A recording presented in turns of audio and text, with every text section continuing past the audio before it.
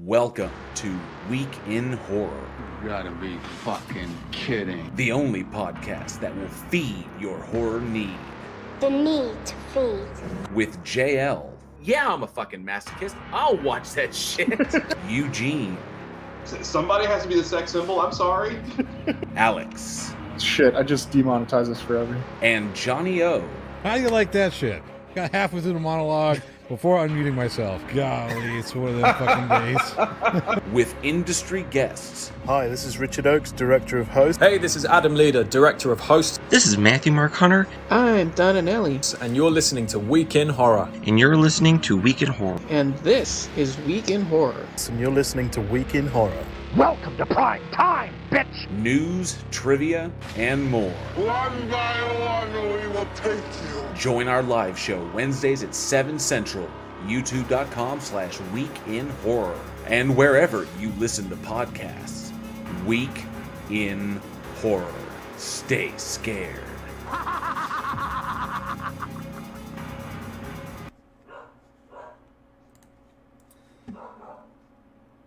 Hey! Oh, I just wanted to make sure that I wasn't muted there. And I wasn't this time. Welcome, horror fans. It's Wednesday, just a few minutes past 7 p.m. Central Time. That means it's time for another episode of the Week in Horror podcast. The only podcast looking to make a new best friend. And if you're listening to us on your favorite podcast host, you too can join us here for our live show. So you too can get in on the bloody fun, flex your horror knowledge, maybe even win some trivia prizes. What are you waiting for? Join us! This week we are covering select horror films released May 1st through May 7th. Thank you all so much for joining us. I am JL, and with me tonight are Aaron, and hopefully coming up shortly, Alex. So, hey Aaron. Hey, how's it going? Doing good. I think Alex was running. So the technical difficulties we were running into was I think Alex was having some trouble connecting, but we'll see if we can get him in here soon. But nonetheless, before we get started, let's say hi to who we have in the live chat. I see Travis Brown is in the house. Good to see you, Travis Brown. He was with us on our last After Dark, kicking ass and taking names and trying to beat us at horror trivia. But this time, the Week in Horror crew prevailed. Yes, we did. But good to see you, Travis Brown. Huh? It was a group beating. the first one was pretty handy. I took the first round pretty handily, but the second one was pretty rough. That one was back and forth. I will say that. Yeah. Yeah. It wasn't for me. I got beaten to death, but for you guys, it was nice. Well, thank you for being here, Travis Brown, one of our amazing patrons. Thank you so much. Appreciate you being here. Zachariah Hooper's in the house. Says great. Oh, thank you so much, Zachariah Hooper, for the stream that the live stream I personally did on my personal channel last night. That was a lot of fun hanging out with PhD Tony. So thank you for checking that out, Zachariah. I do appreciate you being here as well. Ivy Gentry's in the house. Good to see you. Thank you so much for being here. And I see you wrote a no last name as well. It says Gabba Gabba. Hey everybody, Gabba Gabba to you, sir. Thank you so much for being here, bud. We do appreciate it. Ooh, what do we else? Who else we got? Raven Darkstar is in the house. Good to see you, Raven. Thank you so much for being here. We do appreciate it. Sarcasm as well. Thank you so much for hanging out with us. Thank you, Sarcasm. You rock. And I see Angel Rivera's in the house. Thank you so much for being here, Angel. We do appreciate it. I hope your shirt arrived in the mail. It should have. I do believe I got word that it shipped, so let me know, because we had those issues beforehand. Let me know if that got sorted out. All right. Let's see. Oh, did I miss him? No, I said Sarcasm. Yeah, Sarcasm said hello, everybody. Good to see you, Sarcasm. Another one of our amazing patrons. Thank you so much, Sarcasm. We do appreciate it, and we hope to get you over to the After Dark and one of the Bloodbath as a special guest judge sometime. So hopefully we can get that set up. All right, and let me see who else we got. I see Charlie Welch is in the house. Hey, Charlie Welch, the only man on the internet you never make a bet with. Good to see you, Yo-Yo. Another one of our amazing patrons who helps to make this show possible. You do rock, good sir. And I see Donnie Dozet's in the house. Says, hey, everybody. Good to see you, Donnie. And Sir Kev says, I do fine with public speaking after a couple of Xanax. Sonia Garlic's in the house. Good to see you, Sonia Garlic. Thank you so much for being here. I know do appreciate it. And then, of course... that was me trying to let everybody know that we were trying to work on it. Polyonymous 1 is here. Good evening, guys. Good to see you, Polyonymous. Thank you so much for being here. You rock. Sarah Velas as well. Thank you so much, Sarah. We do appreciate you hanging out with us. Scrolling through. Sorry. And Saravel is one of our amazing patrons who do appreciate it. And then, of course, oh, there he is. Jinju. I thought I saw him pop in. Jinju, good to see you. Thank you so much for being here. Travis Brown says, I cannot cheat my way out of this stream. I did not cheat last night. And then dude, I didn't. I accidentally muted somebody during the debate. It was accidental. I was trying to mute myself, and I accidentally muted Aaron. That was not on purpose. Accidental, yeah. Always accidental. Mystique, Tina Jones is in the house. Good to see you. Mystique says she's lurking. Good to see you. Thank you so much for being here. We see you over there. It says, excellent. Thank you, Angel. Copy that. Fantastic. All right. It says, Jinju says, do not ask Media Macabre about the skin transplants. Yeah, we were discussing the fact that he wears my shirt all the time, like to bed and everything. Oh. You have a number one fan. He won't admit it. I think he might be living next door now. In the basement, not the house. The basement. Just lurking. Oh, that's awesome. Oh, Sir Kaz says, I'm always working during After Dark and Bloodbath and don't get out until 8 and then I have to drive 2 hours to my new home. Oof, that's rough. But we do appreciate you hanging out. Hopefully one day in the future we'll get to hang out and have you on. That'll be an absolute blast. As a patron, you are entitled to do so. And Charlie Welch as well says, accidentally. It was an accident, and I quickly unmuted him, apologized, and muted myself. It's always accidental when I'm doing well. These accidents don't happen when I'm doing poorly. It's just the craziest thing. Oh, that's funny. Angel Rivera says, yeah, just like how he accidentally gives you and the rest of the guys the crappy movies. Hey, I watch plenty of crap. I have to watch those crappy movies too, because I'm here like every episode. I think I've there's been 2 episodes I haven't been on, and I have to watch these crappy movies too. That's part of the job. So I think mainly Johnny. Johnny does seem to get an inordinately large amount of shitty movies. But then again, you could give Johnny an award winner. This pile of garbage. Tony Regime says maybe he's in the air conditioning right now. I'm a redneck. We don't have air conditioning. We got fans and dogs. That's awesome. Okay. All right. So, there he is. Tony Regime says, "Am I the Invisible Man?" No, I apologize, Tony, if I missed you. I totally read his quote. I read his quote. I did say his name. But Tony Regime, good to see you. Thank you so much for being here, bud. We do appreciate it. All right. So we got a few things that we are going to chat about.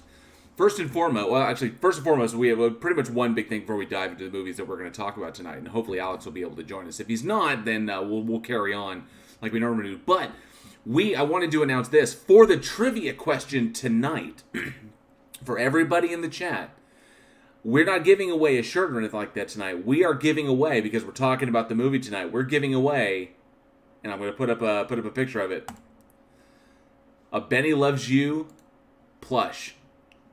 So we're actually giving away Benny. I got my hands on one of these.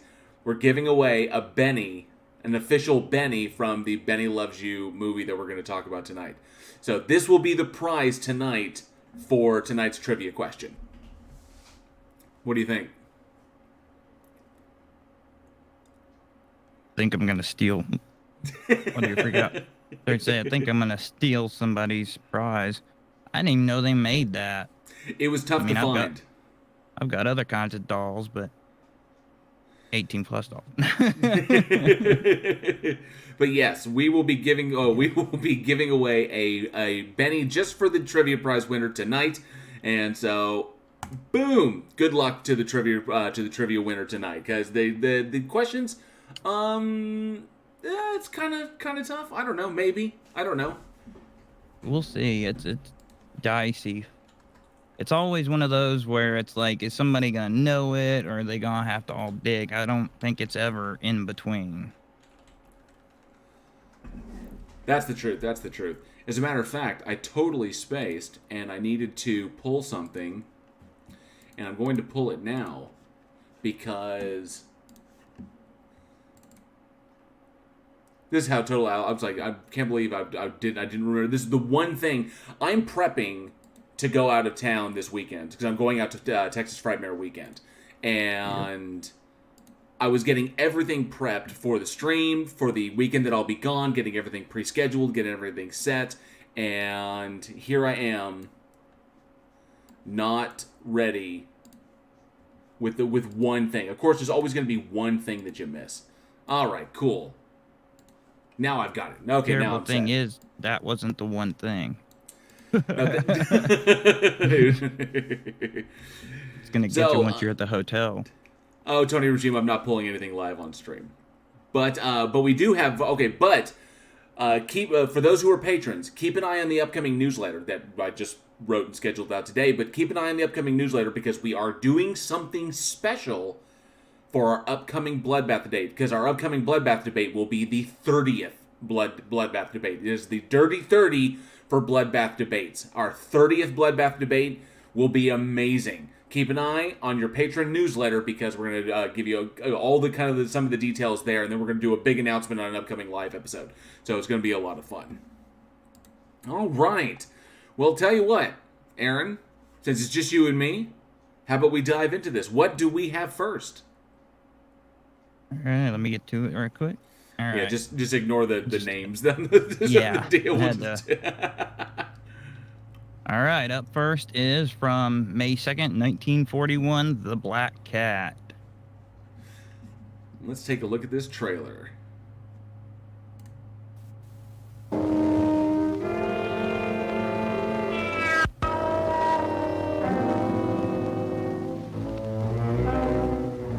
love these old trailers.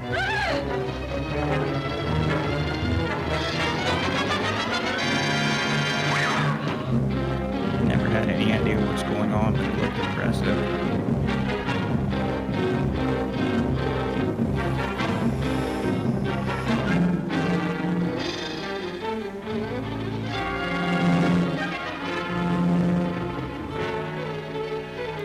Wait a minute. When I said poison, I meant it. Look. Monty. What's all this about somebody trying to kill Abigail? Where did you find out about that? I gave that to Mother tonight. She bawled me out for it and said she was going to give it back to Abigail in the morning. Oh, then you're the guy that slugged me. Yeah, and I'll do it again anytime you train down to my weight. You really want some tea? Yes. I take my tea strong. It makes me sleep better. You'll sleep. Oh, saccharine, huh? It keeps your weight down. Quite anxious little things, aren't they, huh? Pretty strong for their size, too. Drink, and you'll sleep. Mr. Penny. What are you doing with that coffin? Well, the coffin is a very fine hand. Yeah, well, what's that body doing in there?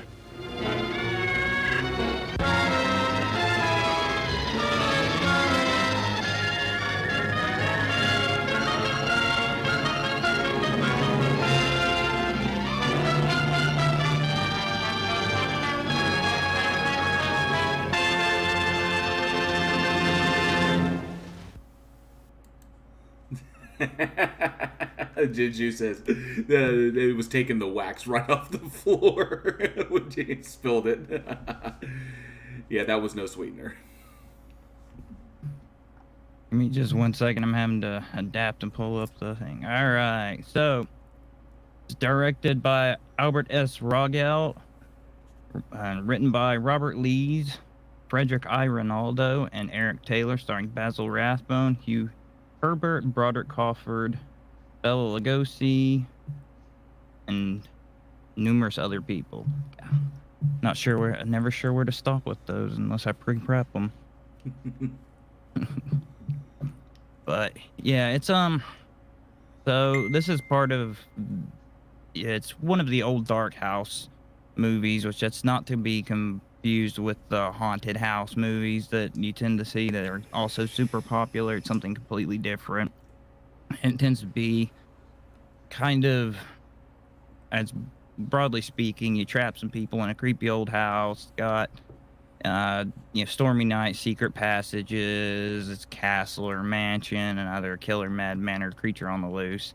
A lot of times women are the targets, which is something you see a lot in the era, but even more so in movies like this. And it's the big kind of mark on it is that sometimes it includes the supernatural, but it tends to shy more towards the murder mystery feel than anything. And these particular ones, I particularly like. I kind of dug this one. So the interesting aspect of this is that in the 30s and the 40s, one of the big prominent set pieces that they would utilize because they were cheap, and you could essentially use all you had to do was move stuff around. You could use kind of the same set multiple times. Was the old dark house phenomena. And so whether it was a ghost or it was a killer in there, or whether it was a murder mystery or a thriller, or whatever, you could put so much into those, and they became kind of a trope of that time period, was haunted houses. And of course this was around the time when these were kind of a big thing in coming to screen with the new camera techniques and photography tricks that could be pulled off, and these kind of effects going with a lot of Vincent Price films, House on Haunted Hill, and many films in those veins. So I really kind of dug this one, and I liked it. It's a classic example of 1940s filmmaking. And of course, black and white, and you've got the presence of Bela Lugosi, and this strange kind of plot revolving around these cats, this woman with these cats. And the big thing that got me on this one was kind of the setup on this was the film was delayed a number of times because it was initially it was supposed to start in January of 1941, but it was delayed twice. And the reason was because the producers felt, and it was Universal, felt that more comedy should be injected into this one. So this one, despite being a horror movie and having some horror for the time being, some horror tropes in it, the big thing on this was that it tried to lay kind of heavy on the comedy to make it a little bit more accessible to everybody, but it does take elements from Edgar Allan Poe's The Black Cat. Now, the biggest issue that I have with this one was how forced that seemed to be. And it seems that, and one thing that struck me is, unlike the other typical horror films, especially films that were Bela Lugosi vehicles, is that it really doesn't work when you force the comedy into your horror film. Because initially, if they just went with this, if they went with the way it was originally supposed to be, this would have been a straight horror movie. But unfortunately, no, that's not the way it works. When you... Horror and comedy can go together very, very well, but they complement each other when the comedy is used to take the anxiety and the stress out of the horrific situation.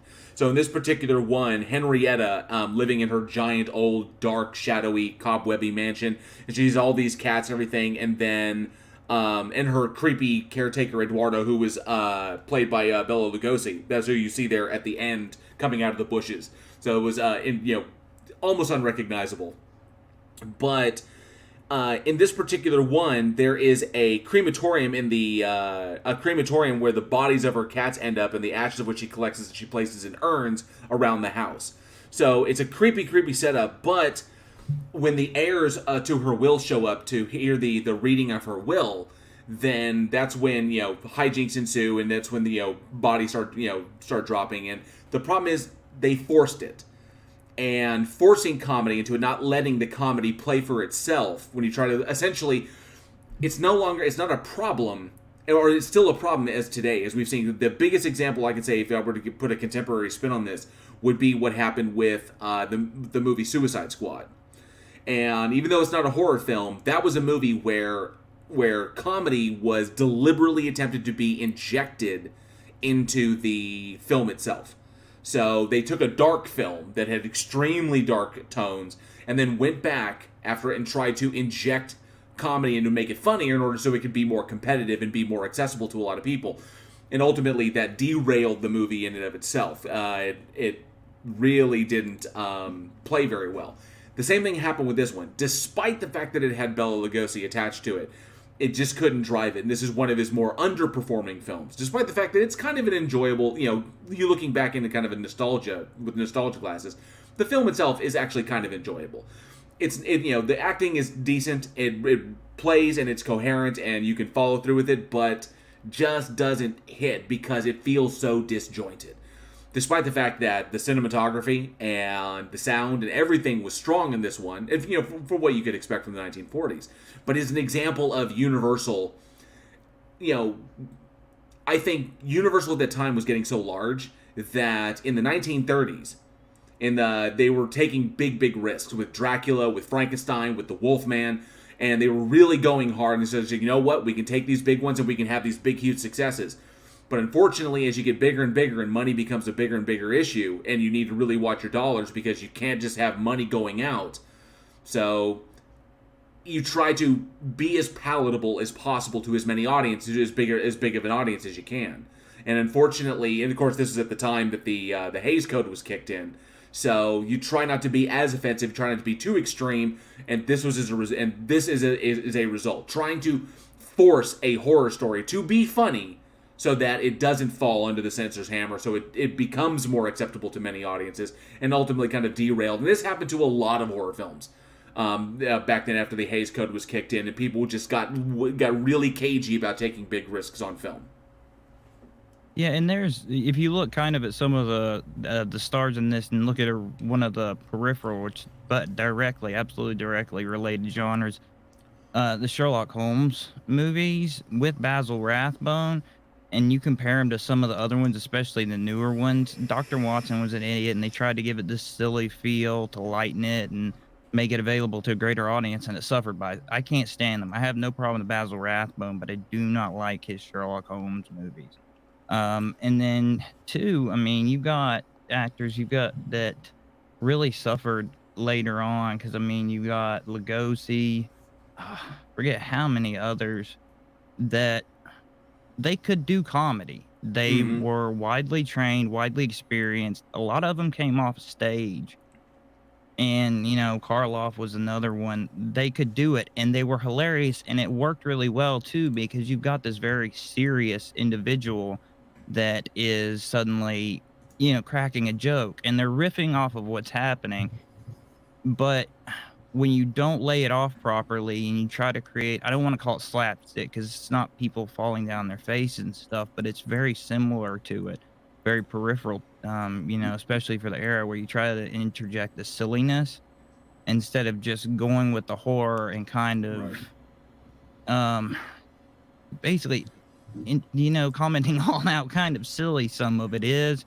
It just doesn't work. It's shoehorning it in, and sometimes they did it for length. Sometimes they did it to make it more palatable, and it's a killer, which, I mean, in the era, they could control most of the exposure at first as far as what was getting out there and what people were finding out, and they took heavy advantage of that.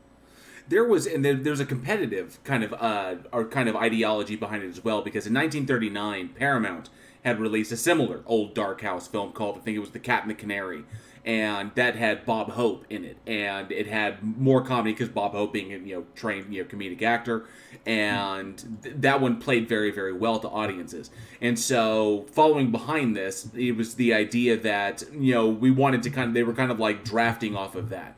This is what and essentially this is what happens in that era when people, you have a property, you have an IP, and you need to be able to do something with it. You've got access, because this is in the time that actors were contracted to specific studios. So if you were contracted to MGM, or actually at the time I think it was, I can't remember the name of it, but if you were contracted to Universal, contracted to Paramount, contracted to AIG, you couldn't do movies for other studios until you were done with your contract. So they signed you for a number of pictures, and then you were there. And whether or not those movies did well or whatever, you couldn't go anywhere else and take on any other projects. But that sometimes worked to the actor's advantage or to the director or whoever, because sometimes they would owe them pictures. And so they would, so you consistently were getting work until you could set up something else. So, and that happened, but unfortunately it also worked to the detriment, because if an actor is fading, then they can just get rid of them by just giving them shit projects. And Bela Lugosi had a long-standing contract with Universal, and unfortunately, towards the end of his career, he started getting fed. They started just throwing him these movies just to basically run out the contract, because we owe you so many pictures, and you really are not the draw that you used to be. So we need to just get you going. And his decline, unfortunately, led to him being in a lot of films that just weren't fantastic. Some of them were pretty decent, because Lugosi was a phenomenal actor, but sadly he got fed a bunch of stuff that I just don't think he was really well cast in and shouldn't have been in the first place.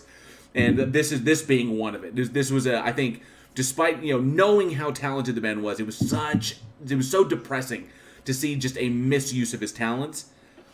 or an underuse of his talents. There's no exploration whatsoever. He's there as essentially a plot vehicle. He just essentially gets us from point A to point B to point C and just provides a little bit of commentary, and it's just not that impressive. And just, I hate when that happens. It's such a sad reminder when that occurs. Yeah, and it's, to clarify for people that don't know too much about the studio system, nowadays you'll hear about an actor that's got a 3-movie contract or whatever, and we're not talking about that. We're talking about, like, they're owning you for usually at least half a decade from the figures I know of, and you're not working for anybody else. And there's generally, because back then it was much more, it's a business now, but it was less a kind of honed business where they knew their crowd, they targeted them and all that, and instead you just churned out movie after movie after movie as quickly as you could. And so even if your career was fading and they wanted you done, you're done. Unless you got lucky and you were near the end of your contract and there was somebody else that wanted you, it wasn't going to happen. And if you've read anything about it, or even if you've seen the movie Ed Wood, you get kind of an idea where that kind of career trajectory went, because the way that horror movies became perceived too, because Hays Code, the end of it helped horror to a degree, but it hurt a lot of horror actors. And when you look back at their histories, you see that a lot of them went through this Universal era. And to not just horror fans, but some general film fans, especially now, it's understood that those were classics. The monsters portrayed the humanity in us. It was just, hyperbolized. But then coming out of that, they didn't do so well. And then when the Hays Code was lifted, horror movies declined again, and it's stuff that we love, but the general public had poor perception of it. They lost their momentum, and most of them, the next real amount of fame they got was a Star or a Tombstone. It's really sad and really disappointing, and you see that story again and again. But these movies, it took after the end of it, it took pretty much Hammer Horror to bring it back. And you have the advent of Vincent Price, and because Vincent Price was still kicking around at that time, and of course Christopher Lee and Peter Cushing, and a number of other fantastic actors that pretty much made the House of Hammer, and essentially was kind of like the resurgence after the Hays Code was lifted, and they could go for broke, because it seemed like the dam kind of unleashed on that. You kind of wish that someone like Bela Lugosi had made it to those days, because that would have been amazing. Yeah, and a lot of that occurred in Britain and not over here, which they, quote unquote, paid for that during the Video Nasties era, when, you had the one side pushing the blood and then the censors pulling back against it. And that's something that film censor really comments on, where that push and pull back and forth, because their censorship laws, they're kind of the basis under which they look stuff is vastly different than America even now. But yeah, and then Vincent Price too, and he had a great reputation in movies in general, and he came over to horror because he loved it. Like when he met Castle and started starring in those, that was for shits and giggles for him pretty much. And he did fantastic at it. And I mean, the guy released a cookbook, and he was damn near bulletproof. And a lot of it was skill, and a lot of his personality, and some of his luck. But that character kind of solidified it. I mean, not only the look that he had just mastered, just like the kind of like, with the eyebrows and the glare and everything. But the word, behind the scenes, he was a consummate professional. He was on point every time. One of the most talented actors around at the time. But then, of course, everybody liked him. Everybody loved working with him. He was a blast to have around, because he loved what he was doing, because he did it for the love of it, just like Lee, just like Cushing, and all the other legends at the time. One thing is interesting that you brought up was because you brought up Basil Rathbone, who played Montague in this. And originally he was not meant to play Montague. They had initially cast, Paul Kavanaugh as Montague. But then there was like 5 days before production began, there was a big switch on that. And just going by Kavanaugh, I honestly think he would have been a hell of a lot better. I think with his background, given movies he played, given movies he had like The Devil to Pay, Virtue is Sin, Transgression, The Squaw Man, I think he would have been much stronger. But then again, that would have been that horror element, because he has that look. he had the angular features instead of the more round, definitely the more off-putting look that I think would have served the movie better had they decided to not try to copy what Paramount had done 2 years previously. So, because they had this IP for the Edgar Allan Poe film for the Edgar Allan Poe adaptation for the Black Cat, and then decided to kind of say, well, Paramount did it over there. Let's kind of copy what they did, and I think missed a big opportunity on this one. I think that that Kavanaugh would have been a hell of a lot better. Sorry, I'm just pulling up Kavanaugh, and it's giving me the wrong stuff because I'm trying to remember the name. Sounds familiar, but yeah, I don't want to speak ill of Basil Rathbone, but he was, how do you put it? He was kind of a pretty boy. So I don't want to speak terrible and then I say that, but he was kind of, perceived of as a suave, debonair sort of guy that, portrayed intelligence and stuff, and he went with typecasting. I mean, back then. Well, he played debonaires. He played swashbucklers and like Shakespearean heroes. So he had this very, you could almost say this almost kind of like affluent kind of like hero aspect to him. Whereas Kavanaugh would cut a much more villainous, a much more villainous kind of like appearance. And that's why I dug Kavanaugh. I dig Kavanaugh's work. He looks better, especially when you're working with black and white.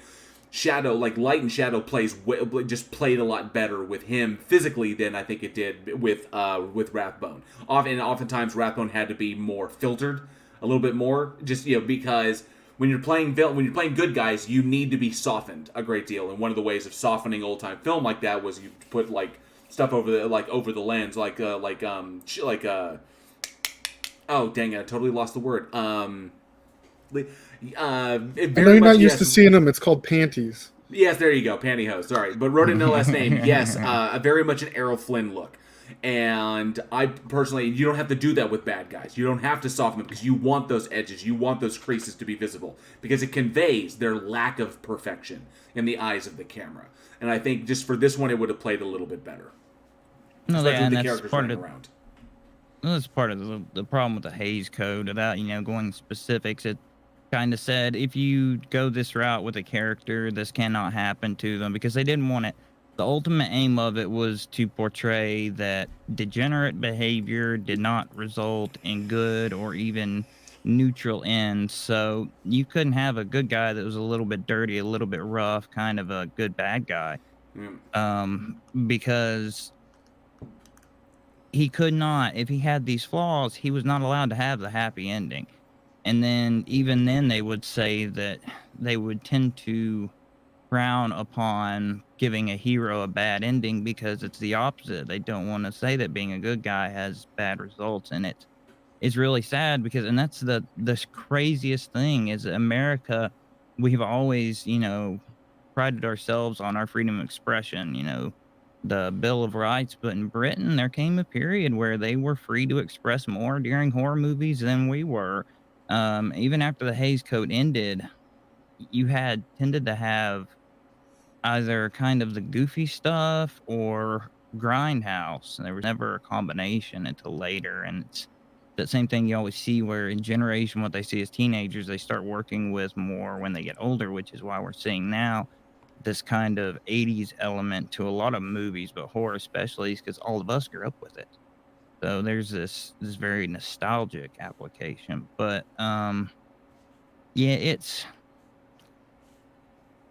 it was, in my opinion, not a great era for horror movies, sadly. You've got them in there, but it's not mind-blowing.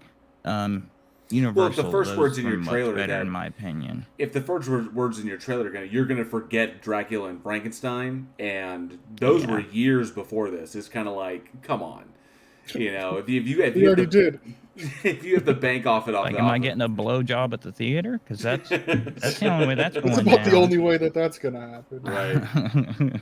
You know what I was thinking of too when I was watching this movie the whole time was Knives Out. Did you catch that one? So that one actually I could see that crossed my mind when we were talking a little bit ago. Yeah, it was like the whole time I was like, this. If you want to watch this movie, but this isn't like your era, just watch Knives Out. It's pretty much the same story, same trope. Yeah. Very interesting. Multi-party whodunit. Exactly. Which can be fun, but it can also be tedious when it's done poorly. I'm kind of more when it comes to that. If we're gonna be bumping people off, I'm more of like Bay of Blood. A kills B, B kills A, F kills them, and you try to sort out which killed which. Let God figure it out. Yeah. Oh, somebody had a question. So Raven Darkstar said, Week in Horror, what was or is the Hays Code? So the Hays Code is HAYS. And the Hays Code was a self-imposed industry set of guidelines for all motion pictures that were released between 1934 and 1968. So, and essentially, they prohibited profanity, suggestive nudity, graphic or realistic violence, sexual persuasions, and rape. So it was kind of like self-induced as a result of big backlash of stuff being portrayed of extreme violence or gratuitous nudity or whatever being portrayed in film, because film was becoming so ubiquitous and the technology was getting cheaper and more people could do it. You're going to get more influence of some of the darker aspects of film. And so the Hays Code was kind of implemented to make sure that films didn't get pulled by the censor and didn't get shut down, or essentially that they wouldn't get films needed to get approved in order to get distributed. Distributors would shut those things down if they had too much in it because for censor reasons. It was the 30s, and this lasted until the early 60s, until eventually it was repealed, and then that's when we got kind of the floodgates kind of opened, and we got I guess the final the big exhale, and all the stuff that people had pent up finally got released, and then we got the advent of. I was gonna say it's the kind of the video equivalent of the comics code that came later on, where they just did it rather than taking and letting the government pass the restrictions. They did it themselves so they could take the bullet in the foot instead of the heart. Yeah. And Angel Rivera brings up, because of the Hays Code, married couples in movies slept in separate beds. So if you remember, toilets. if you remember shows like I Love Lucy, this is why Lucy and Ricky slept in separate beds, was because of the Hays Code. They just couldn't portray that on screen. God, that makes sense. The buzzkill code, basically. The buzzkill code, yes. Everybody's doing it. Just give them what they want, man. All right, I jumped in when you guys were talking about Bela Lugosi, and I feel like we're getting towards the end of this one. So I want to ask the audience, what is your favorite Bela Lugosi film? You're talking The Master. You can go back to 1931 Dracula, because that, will forever live in any horror fan's mind. I was a big fan of The Wolfman. It was a good one. Let us know. Comment below or at weekinhorror@gmail.com. God, he has a prolific career. You can go. What was it? 1917 to 1957. So 1957. Yeah, amazing career. That's crazy. Bela Lugosi meets a Brooklyn gorilla. Well, that's what I'm going to be watching later. Okay. Shit. Hey, everybody. How y'all doing? Doing good. Glad you could join us. You wouldn't believe the shit that went down trying to get on the internet. I popped in. You guys started. I was like, okay, cool. Finally got my router restarted. Everything's good. And then my 10-month-old decided that she was going to turn the Wi-Fi router off as soon as you went live. So. Nice. Ooh, blinky lights, push button. Yeah, exactly. Got some love there. Yep, Sarah Vela says Dracula will always be my favorite. Sarcasm says Wolfman, great acting chops in that one. It really showed his skill. And I loved how just how talented he was. If you look at his career before he really kind of jumped off as Dracula, if you look at that career, just the things that he was doing, the characters that he played, and not only the kind of like, because he was a character actor, but he was also a strong, just general actor. So, and I really, really liked his work.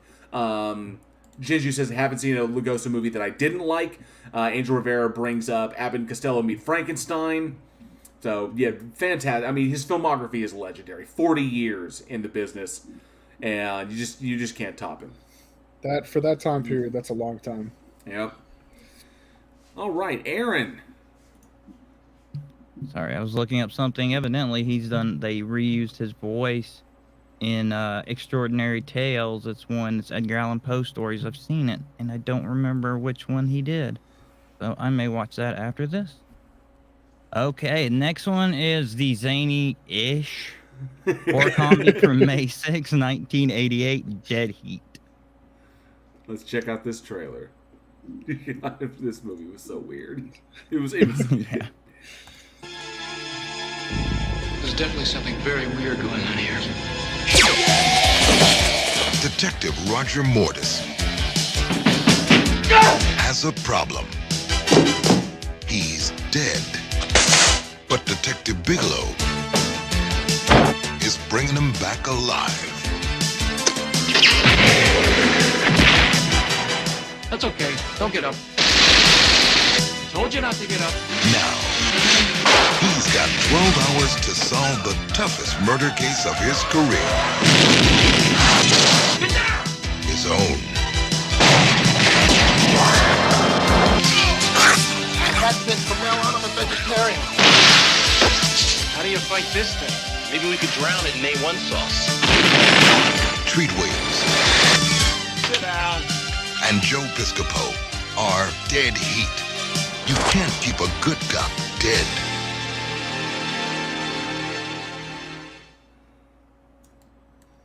Unfucking believable. Oh. That's it. From now on, I'm a vegetarian. So much to say, it's so little of it good. Okay, so it's directed by Mark Goldblatt, written by Terry Black, and starring Johnny O's absolute favorite actor, Treat Williams, Joe Piscopo, Lindsay Frost, Darren McGavin, and the aforementioned legendary actor Vincent Price. So, quick summary is basically two detectives, friends. One's kind of a straight man, one's a comedian, investigating a case where guys keep coming back alive. They've been previously killed. During it, one of them's killed and resurrected, and then what are supposed to be zany hijinks, I emphasize supposed to be, occur.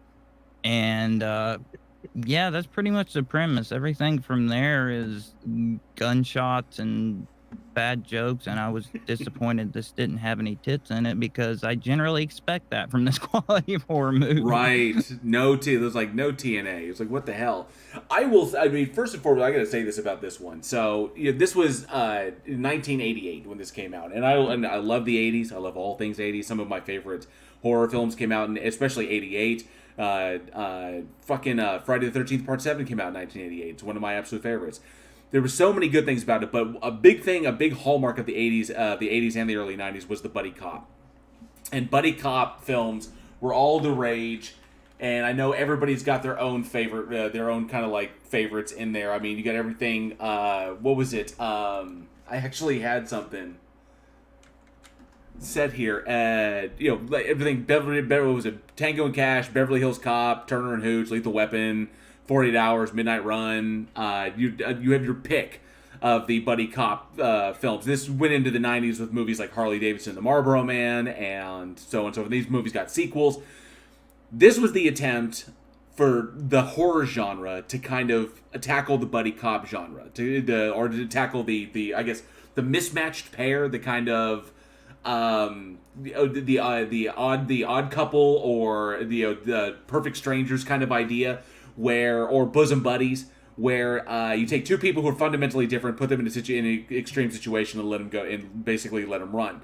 And ballsy, I'll say this, ballsy, silly, absolutely silly, but fucking ballsy. I'll give them this. They tried, and they really went for it. I think, and honestly, and you may not like me for this one, I think Treat Williams, and Aaron brought it up when we were talking in the green room before the show.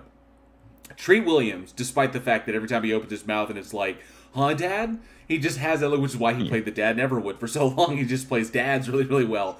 The problem with it, I don't think it was Treat Williams. I think Treat Williams is perfect for this because he's the cop. He gets turned into he becomes a zombie when he gets hit. So he's taking all that damage and is like still running. But I think the problem here was Joe Piscopo. I think that's the only real problem with this movie, is that Joe Piscopo should not have been cast in this. Is that it should have been some other, comedic actor in order to play the color side of it. But I thought Treat was great. And as Aaron brought up beforehand, totally fucking metal at some point, when he's like on fire and he's all fucked up. So I kind of dug that, but I think Joe Piscopo kind of dragged this down. Just his comedic delivery, especially in the meat come alive scene, when he's being attacked and he's like, like this. I mean, there's so many people who could have delivered that line a little bit better and been a little bit better and had more better chemistry with Treat Williams. The guy's a good actor. And you would think that someone would have better chemistry with him, but unfortunately it didn't. I think he actually kind of dragged this one down a bit. But Treat Williams was awesome. You know who would have been great? I don't know. He might have been... Okay, so fun fact. The Dante Pharmaceuticals company in the movie, the building that they used was also the set for Biodome 8 years later. I thought so. I was like, that's not a business. If Pauly Shore could have been in this movie, but I think he would have been pretty young at 8 years prior to Biodome. God knows, worse than Joe Piscopo. I was going to say there's kind of an imbalance in the formula here if you look at it too, because normally you've got your comedian and you've got your straight man.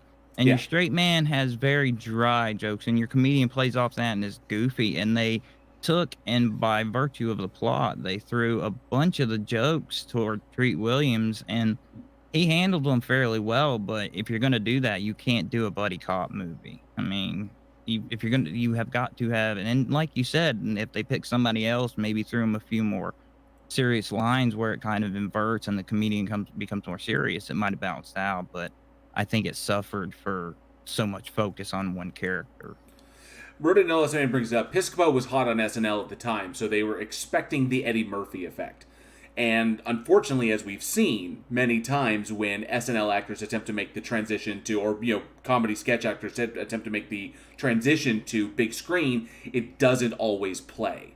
And I think that may have been the effect. Sometimes it just doesn't come across. I think I love Kristen Wiig. I absolutely do. I love Kate McKinnon. I absolutely do.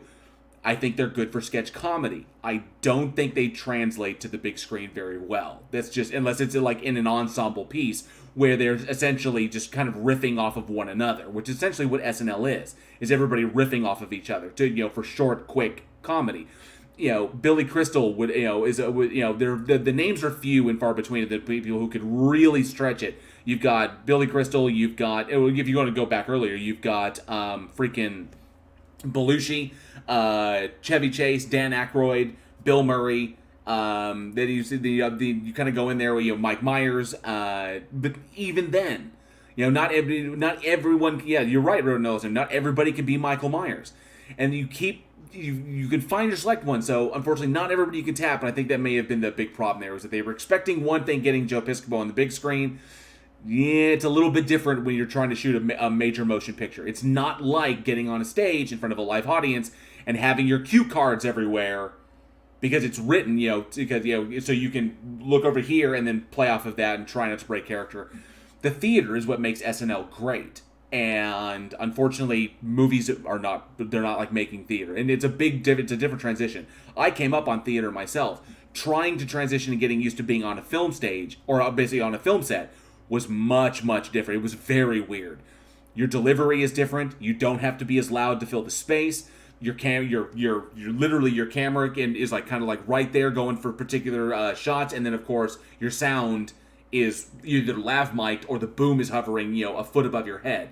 So it's a different style, and not everybody can make that transition. I think it's just, and of course comedy plays differently when you're in a picture.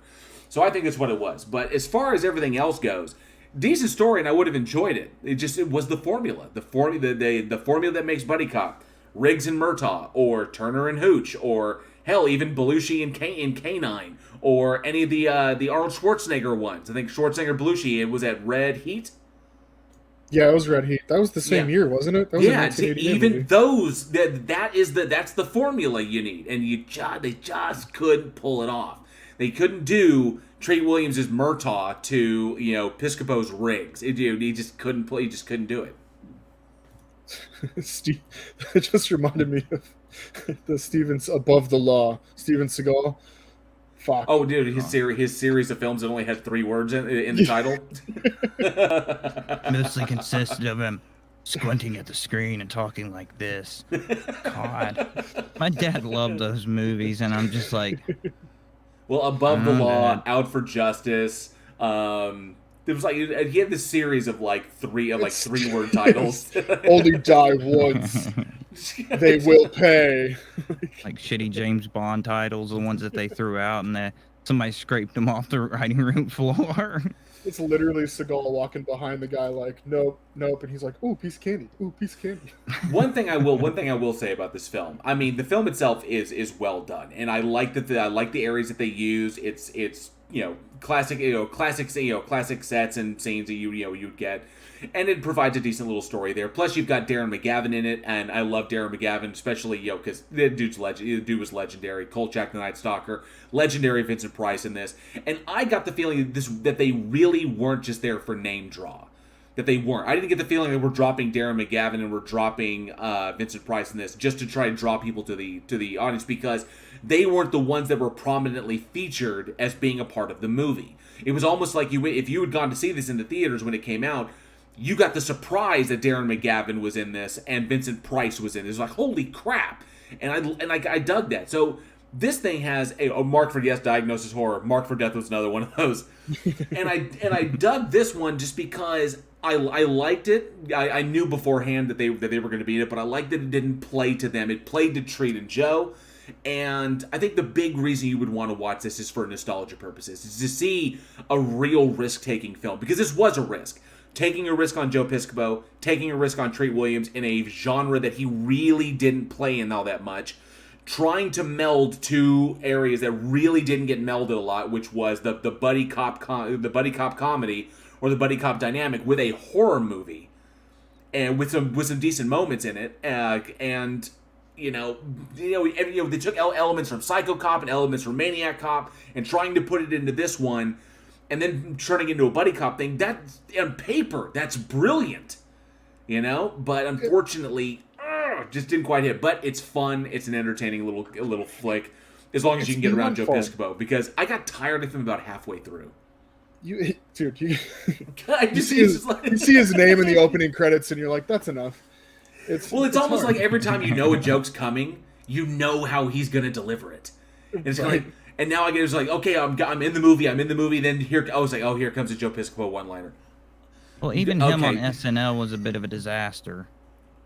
Like, he could not work with the other people if you ever look back. That's why he didn't last long. It wasn't that he broke out. It's just couldn't play well from what I understood. He also just doesn't have a lot of depth. I mean, I honestly got to say, and I don't really mean to shit on Joe Piscopo all day long. There was actually one movie he did that I actually enjoyed him in, and that was Sidekicks with Chuck Norris and Jonathan Brandis. He was the villain who was trying to be like Bruce Lee, because Joe Piscopo was in fantastic shape, and he was and he had the moment where he rips off his gi and he's all fucking oiled and shit, and he's trying to do the Bruce Lee shit to Chuck Norris. He was entertaining as fuck in that, but that's because that film was written I think written with him in mind.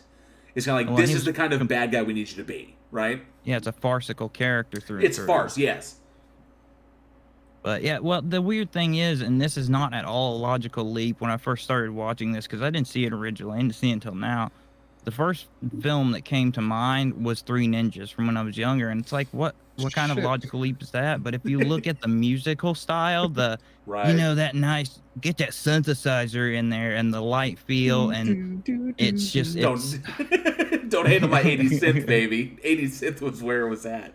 But it's got the error written all over it. Ronan Leslie brings up, they tried it again sort of with R.I.P.D. And yeah, they did, with Ryan Reynolds and we're not hating on Jeff that movie, Bridges. are we? I love that movie.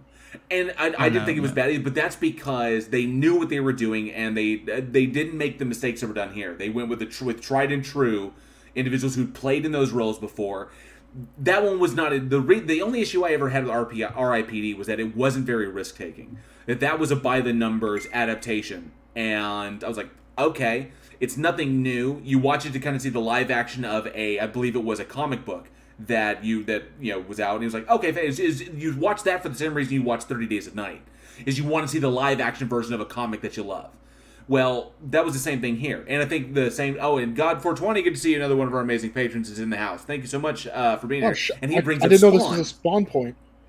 And he brings up Spawn as well, because that's why you want to see this. But they're not; those don't take risks, because you're saying I know what to expect, so I'm going to go to the theater, expecting this, and then I get disappointed because that's not what we got. But this one with Dead Heat, I dug it. I think way more than I think most people would think it deserves, simply because it really tried to do something different here. Dang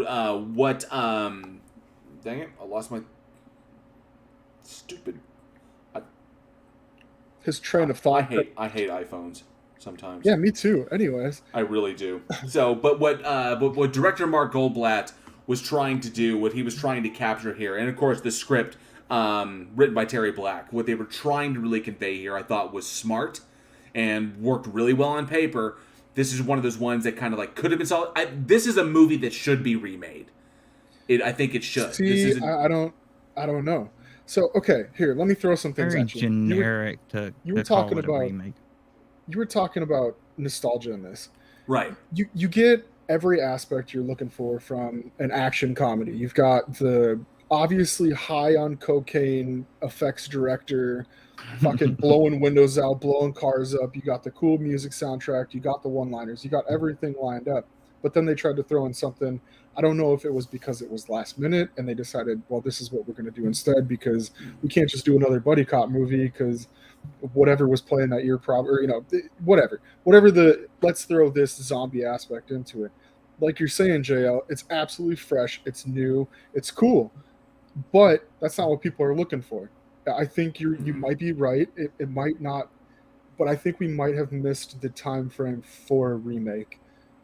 I don't know if you could. Yeah, it could have been done again, and it could have been done well. Probably when like the Lethal Weapon remakes were coming out, that would have been a good time to drop everything. But I think maybe we missed the mark on this one. Yeah, but those suck too. I liked it. Man, he's just fuck. Yeah, no, it was good. I enjoyed that they tried something that nobody else did in that time period. I mean, you were talking about like Psycho Cop and everything. Yeah, you've got the murderer cop, but like, what if the cop's actually like still the good guy, but also a monster? Kind of a Frankenstein. Yeah, you got the Hammer horror mixes with 80s buddy cop, mixes with action comedy, which it worked. It would have worked well in between now and then, and a little bit of Monster Squad as well, because it was about the early mid '80s when it started introducing monsters, or the monster caricature as not so much the bad guy, which I think made it a little bit more palatable. And I dug this one. That's why I dug this one. They went for broke.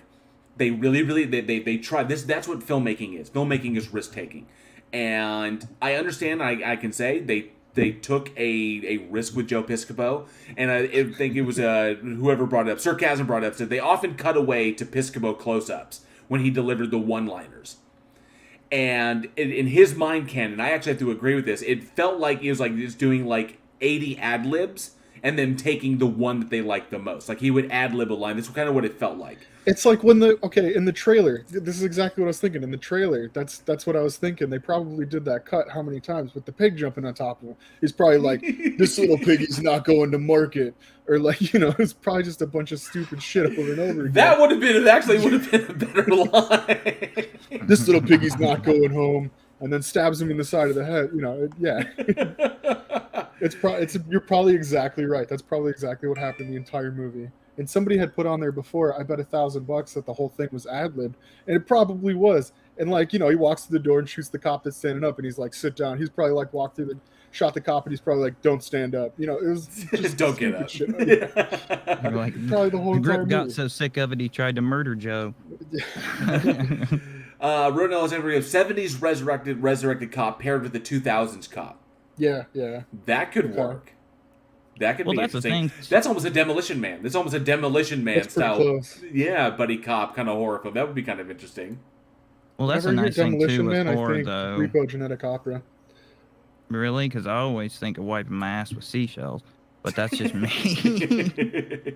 Diagnosis Horror brings up, shockingly, they wrote a book based on the 30 Days of Night movie, which is interesting because it was a comic book, then it was a movie, and then of course they did a novelization of it, and apparently wasn't that bad. I didn't get a chance to read it. I did watch the follow-up films that released, I believe it was on Fear.net when that was still around. I think it was on Fear.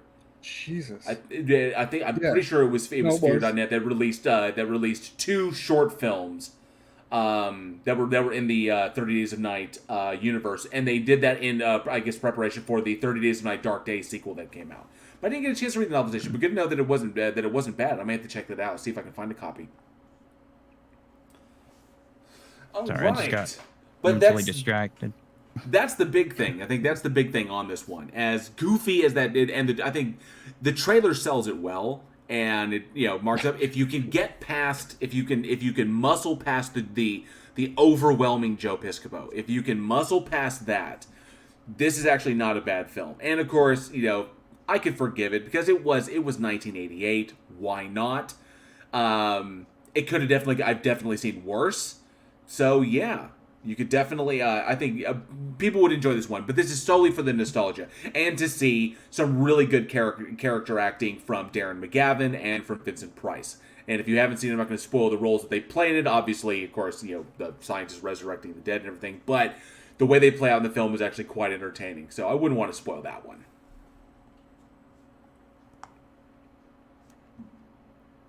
Okay, so what? No, go ahead.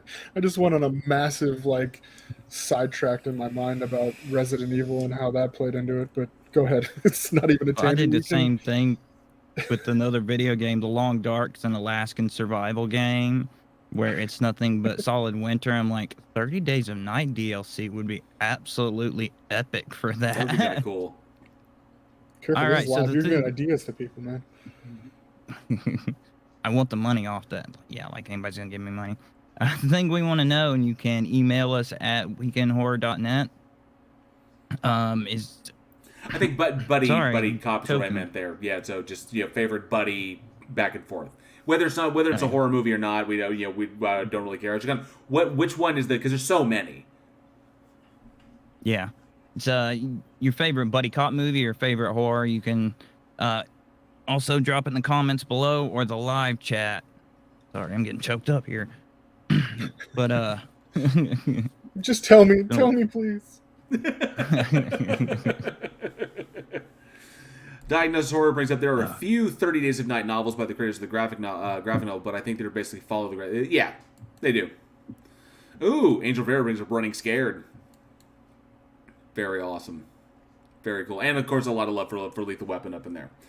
All right. So definitely let us know in the comments below, or of course at weekinhorror@gmail.com, which one your favorite is. Let's jump on to our third one.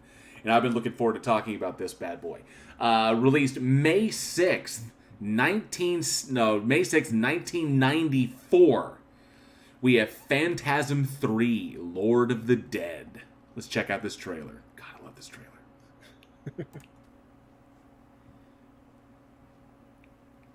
Ooh, Alienation. Forgot about Alienation. Phantasm. The delusion of a disordered mind. A phantom. A spirit. A ghost.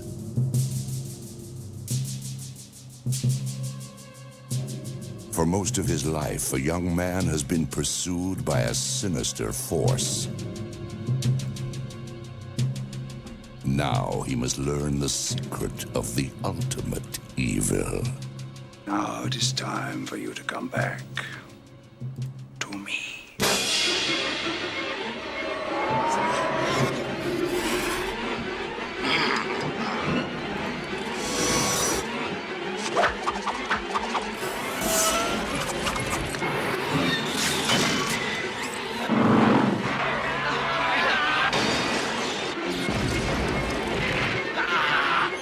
Get the hell back! And remember, if this one doesn't scare you, you're already dead. Phantasm 3, coming soon.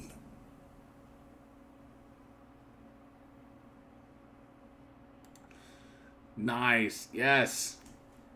Absolutely love this one. All right, so Phantasm III, Lord of the Dead.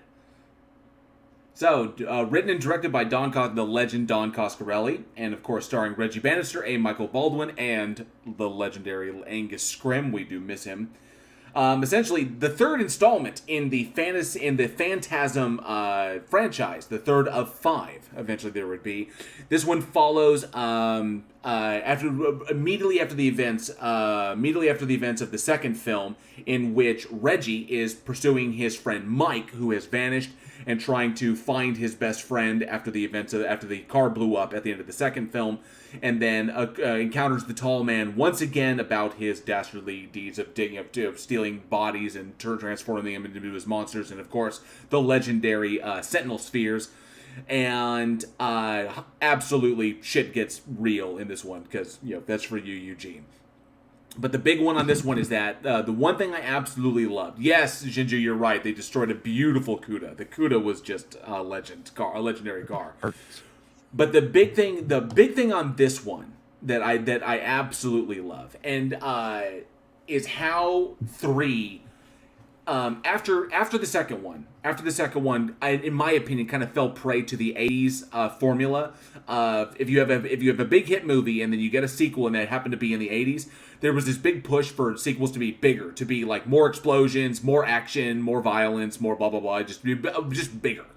And so this one, after we got past the sequel and we got a third film, this one was excellent in the idea that Coscarelli finally got to expand on the universe and really expand on who the Tall Man is, kind of a little bit of mysterious information there, a little bit of info on what he is, what drives him, and expand on the character cells and actually start giving them some real depth, to Reggie as much as there can be with that tits-obsessed douchebag. But Reggie is amazing. Is the hero that all of us, it's the hero we know that we secretly know we all truly are. And then, of course, what's going on with Mike as well. And I like this one just because we finally got more of Angus Scrimm. He really got to flex his wings as the Tall Man and kind of dive into the character and really give some more, instead of just going with one-liners like boy and shit like that. But I dug this one just because of what Coscarelli got to do with his IP, is it to really flesh it out and start to birth what eventually would become Phantasm 4, and then of course Ravager.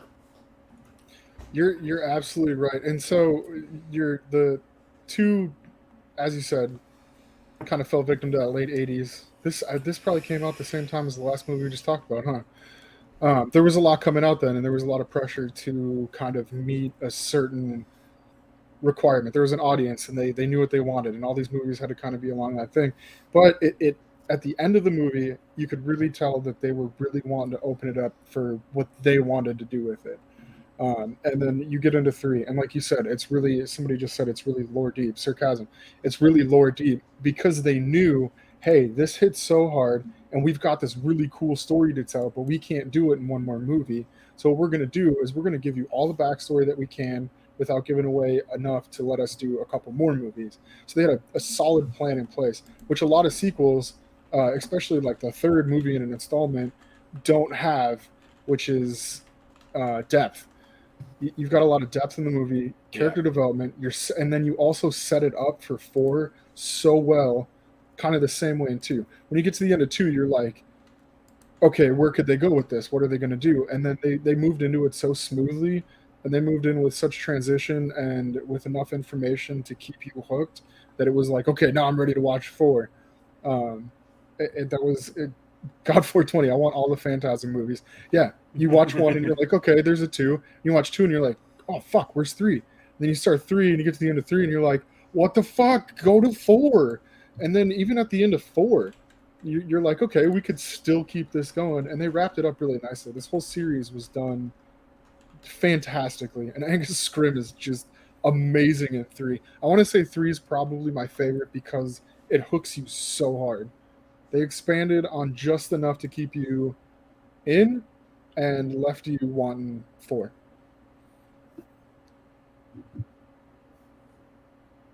No? Nobody else agrees? Cool. Oh, all right. And that's our show. See you later. Aaron had something to say. No, I'm just kind of weighing it because I like the original ones more because I think your audio's coming in kind of funky. All right, continue with that on me for a sec. I'm not sure where he was going to go there. I hope I don't step on his points. But that's what I dug on this one, is we finally got some answers to some questions that were obviously dropped, that were obviously asked in the very first one. The second one had a lot of flashbacks. I think that's why the second one is kind of like a 1.5. You get a lot of flashbacks to the first one, and there's not a lot of expansion on it. But then, of course, you have this one, and you're right. This is more of a 2 than 2 was. Right. This is really more of a 2 than part 2 was. I love this. I think what people are referring to is the scene when the girl, because Reggie spends most of his time going after every chick he sees in the movie, regardless of who they are or what their intentions are or what their like, oh my god, we're getting. Do I smell tail? It's like, yeah, exactly. I'm a hero as long as there's no girls around me, and even they kept that going all the way to Ravager. Yeah, he's in the car with there's the chick there. He's like, the first thing he can think about is getting laid. Poor Reggie, because he never ever gets any. But the big thing on this one, the big killer on this one was the tip bombs that I think is referring to is when the girl's top comes off and the spheres were replaced with her breasts. Which was a gnarly effect. I have to admit, I freaking love it. It was just like, because it's freaky as shit. I dug this one because it expanded a little bit. It let Michael Baldwin chance to kind of expand what his character into a little bit more, and then of course Reggie as well, and Angus Scrim. And I think at this point, what really sold this one is that they really started getting the effects of the spheres down pat. I think they honestly look the best in this one because they didn't have to rely on any CGI or anything of that nature. So the spheres were all practical effects, and I thought that they knew how to use them and use them effectively. And I thought the sequence in the funeral home was fantastic when he hits the girl in the face, and then of course starts drilling in her head. I always love it when it does that, when the sphere starts spraying shit everywhere. One of the big issues though is that I didn't realize this until after 3, but now looking back, I recognize that as awesome as it was. Let me see. Diagnosed Sources. I think I like the third one the most because it didn't take itself as seriously. I like them light and trippy. It added more, and true, it didn't take itself as okay. That was the okay. Let's look at that for a second, because the very first Phantasm, there's a big tonal difference between 1 and 2, 3, 4, and 5. Because 1, 2, 3, 4, and 2, 3, and 4, and then 5. So 1 starts out very much a kind of meditation on death, loss, grief, and is very, I would say, surreal in its exposition. I think that Don Coscarelli was going as much, and it was essentially trying to convey what a nightmare is like after you've lost somebody, when you're going through the pain of grief and loss, and the emotional extremes of after having suffered such loss, after Mike loses his dad. And so 2 was more action because they had to ramp everything up. 3 expanded on the lore, was a little bit lighter. We didn't have as much of the emotion, the big kind of like weird surrealistic nightmare stuff going on. And 4 was the same as that. And then when Ravager came around, they kind of went back to that whole surrealistic, what is reality, what is true, and what is, they kind of like brought it full circle with the 5th one. So this one I dug because it's right smack in the middle. It's good on the action, good on the violence, good on the gore, good, and then of course plenty of Angus Scrim. The biggest issue I have, and I didn't realize it until after the fact, and I'll see if you guys agree with me on this one, was this film was fantastic in that it expanded the franchise. It broke new ground for the franchise itself. Don Coscarelli got to really flesh everything out and really start taking it in a particular direction. The problem was, we wouldn't have foreseen this until after 4 came out and after 5 came out, is that 4 and 5 got progressively weirder. And I think that the reason for that is because you had a very kind of like, you have a linear progression of storyline. But the problem is, when you have a bad guy that is multidimensional, when you have The lines between what is dreaming and what is reality blurred. The lines between what is life and what is death blurred. The idea of time being a single point instead of a constantly moving forward, where time's arrow gets all screwy. When you introduce these concepts and you start putting in characters like the tall man in there, and you make he's mysterious, you answer a little bit, but then there's more mystery. The problem is that while it broke new ground and enabled us to go in all kinds of cool new ways, ultimately it painted Coscarelli into a corner. And I think that the brilliance of 3 ultimately was the thing that hurt 4 and 5 the most.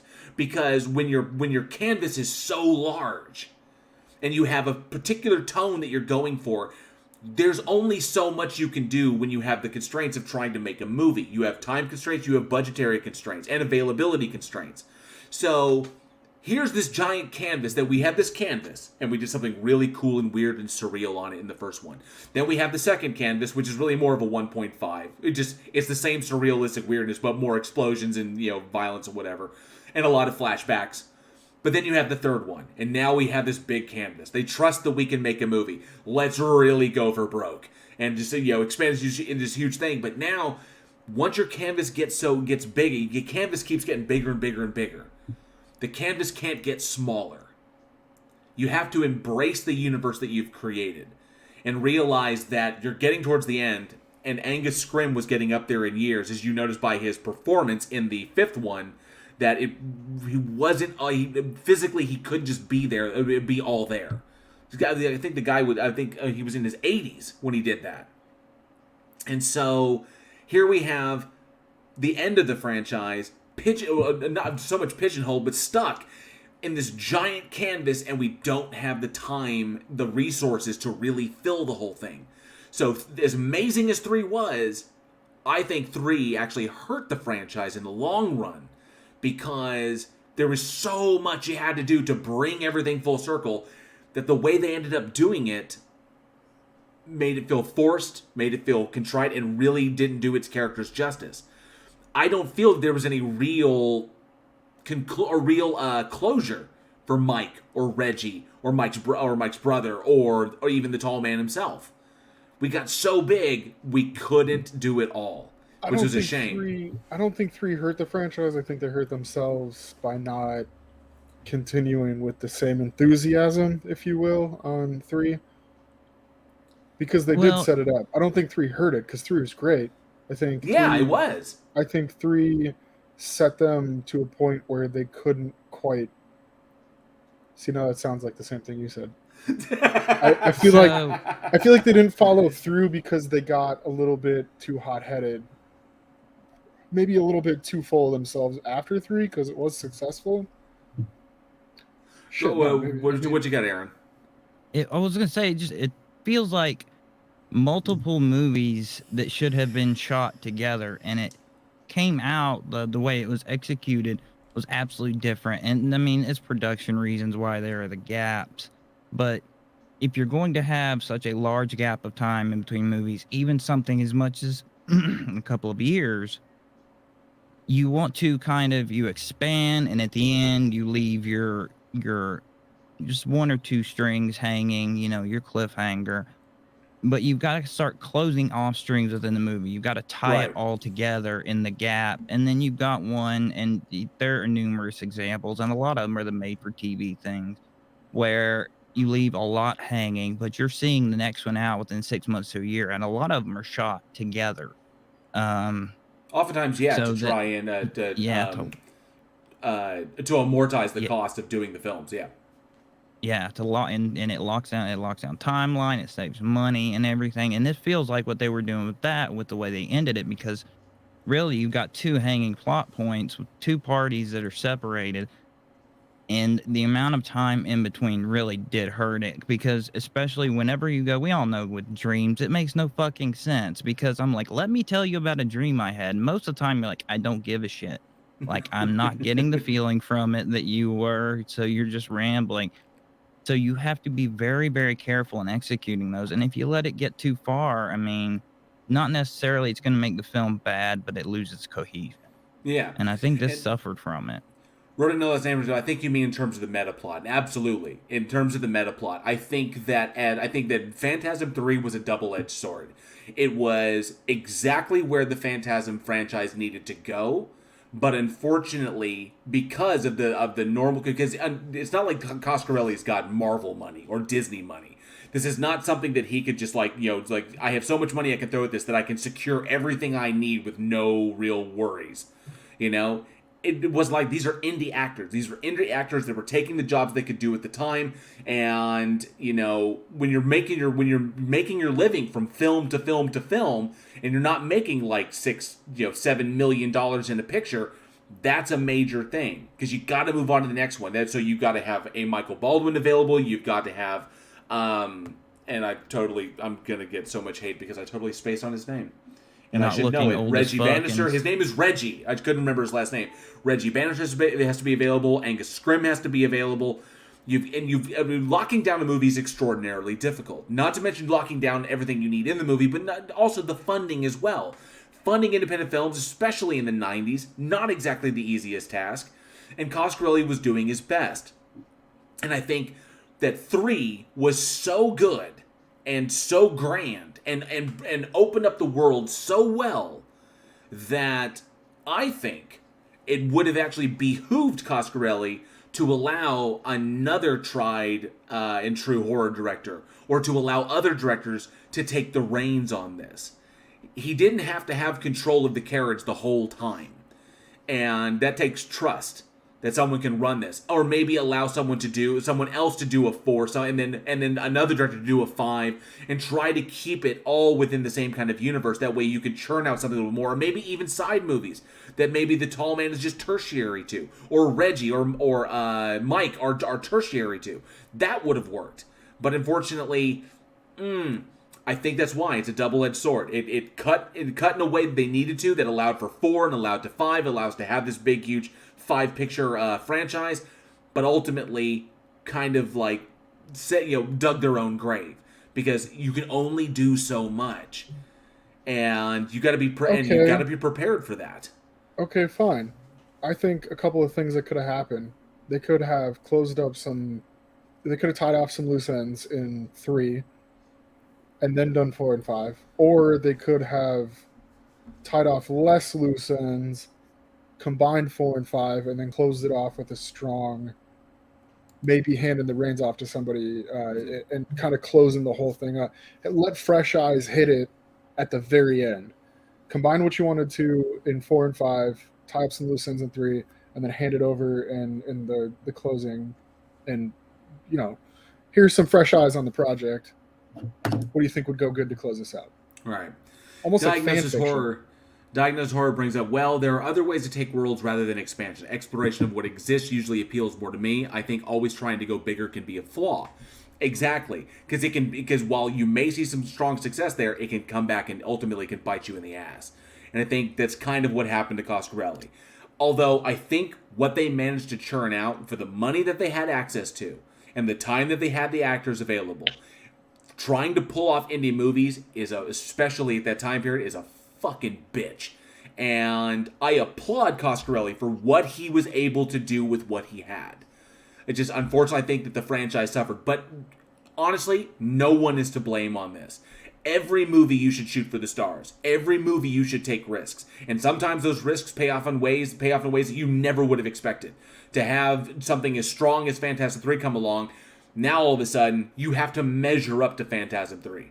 So then Phantasm 4, which I think was a little bit more. It was good, better in some ways, worse in other ways. But then Ravager kind of petered out. Luckily, there was no more after that, so we could kind of leave on a semi-high note. Because I think Ravager was on par with pretty much 2. So it never got below its first one, which I'm thankful for. It kind of was like, and then it kind of went off. So luckily that was the second time somebody in my life used the term "peter out" today. I heard it earlier, and I was like, man, I haven't heard "petered out" since I was a kid, and now you just use it for the second time. Just I have, but the cops were arresting me at the time. That's called indecent exposure, sir. Not in the South, no. So The one good thing you can say about it, though, is it has a slightly more cult following, obviously, than Freddy or Jason or some of the others. But aside from maybe, you know, the tits of mass destruction, the series doesn't have a point that you can point to and say, well, they jumped the shark, they're done, it's downhill. It's something that it gets weird, but it's never like a turn away moment on it. And that's the one good thing I can say about it. It has still more sitting potential than any of the other series, especially if you want to take, and unfortunately with Angus Scrimm gone, kind of the way they laid out some of the plot lines. If you want to bring somebody else in that's similar or even explore something slightly different, you could still do that. And I mean, it's got more potential than some of the series because they've petered out. Yeah. All right, so I love being able to go back and look at fantastic movies like this one, ones I grew up with. Let me see what it says here. Diagnosed Horror says, I would say maybe even. The audiences at that time could also be an issue because they always want something bigger and better than the last installment. Agreed. And hence, I think that was one of the biggest issues behind the kind of 80s formula of sequels have got to be bigger and louder and more extreme. Is that, you look at it, Lethal Weapon to Lethal Weapon 2. So, Beverly Hills Cop to Beverly Hills Cop 2. I'm sorry to go with the buddy cop ones. But all sequels pretty much had to be bigger. You look at Batman 1 and Batman 2. It's got to be bigger, it's got to be louder, it's got to be more extreme. Lots more explosions, a lot more violence. And just because audiences want that. They want to go bigger and badder. And or that at least they did at the time. And maybe it was that as well played a big factor into it. I have to agree. Wrote another time, I can't read that. I can't read that line. But I love going back and watching movies like this, movies that I grew up with. I've loved the Phantasm series since I saw the first one, and it scared the living shit out of me when Angus Scrimm comes out of the mirror and grabs him, or when the things come out of after he sees him in the bedroom, and he's like, the mirror effect, boy, and then the things come out of the mirror and grab his ass. That shit was fucking scary. That shit was like Poltergeist scary. And I love going back and watching the ones that I grew up with. But I got to ask the audience. I want to ask all of you in the live chat, what is your favorite entry in the Phantasm series? One of the few horror franchises where we've gotten the same bad guy, the same actor playing the same bad guy throughout the entire thing. All the actors returning, continuity, was fairly strong. I'd like to know which one you prefer. The first one, second one, third one, fourth one, maybe Ravager. Let us know down in the live chat, or of course in the comments below, or at weekinhorror@gmail.com. I'm willing to bet there's probably going to be a lot of love for either 1 or 3. That's my prediction, is 1 or 3. What about y'all? Which one do y'all prefer? It's hard between 1.5 and 3 because those were both great. Yeah, if I had to pick one, if I had to pick 2 or 3, I'd say probably 3. 3? Yeah. Yeah, I prefer 1 just because I'm more of a morbid horror fan than a kind of sci-fi-ish fan, which is the direction they were headed in, and that defines Phantasm. I mean, I've got no problem with that, and I'm going to be like, they screwed it up, but just, like, if you lay them out in front of me and they say you can only watch 1 for the rest of your life, it's part 1. That's interesting. I call it the bigger Death Star problem of sequels. Always got to be a bigger Death Star. Agreed. There's always that one little plot hole that fucks it all up, huh? Always go deeper, don't go wider. It's Tony, what my wife tells me. Tony Regime says number 3. Wrote another name says I'll always have a love for the first one. First one I love, especially when you see the first one and you're young. You internalize the first one differently than when you're an adult. Absolutely. And when I saw it, it hit me different. See, the first one, the horror aspects of it, absolutely hit you. It's scary. It's look over your shoulder for the next week after you watch it. Scary. The Angus Scrimm himself and his design of the tall man and the choices that he made in the tall man. I love the idea, the fact that the clothes, the suit being 2 sizes too small was his idea. And then, of course, him wearing lifts. He wore lifts in it, and he wore a suit that was too small. And just to convey this kind of, this kind of like unnatural look, and of course the way he walks and his voice, just Angus Scrimm was amazing. I can tell by the way you. And he got that role because Coscarelli had heard about a time when Scrimm got up in the face of a director and scared the living shit out of him. Because Scrimm was a big dude. Scrimm was I think the cat was like 6'4". And, you know, in his prime, that cat was not to be trifled with. And he had like this really almost kind of Peter Cushing deep English delivery that just, you know, like cut right through you. And there's this kind of legend that Scrim had gotten in the face of a director, of a previous director, because of some bad shit that was going down, and the director just like cowered, just like melted in front of him. And so that legend kind of carried with him. Costco was like, I want that guy.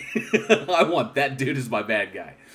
Diagnosis Horror brings up 1 and 3, flip a coin. Absolutely. Sarcasm, I think you dig 5.